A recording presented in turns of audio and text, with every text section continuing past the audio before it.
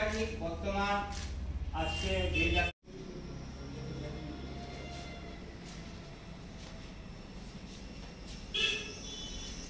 আপনারা সবাই জানেন যে বিগত দিন ধরে তৃণমূল কংগ্রেস কাজ করছে এখানে।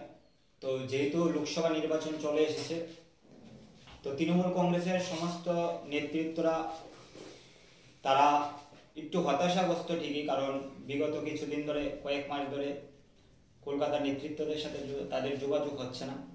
তাই আগামী দিন তৃণমূল কংগ্রেসের যারা নেতৃত্ব আছে, আগামী দিন আমাদের কি কার্যকলাপ থাকবে এবং আমরা কিভাবে মানুষের পাশে যাব, সেই ব্যাপার নিয়ে আজকে আমরা সমস্ত নেতৃত্বদের সাথে কথা বলছি।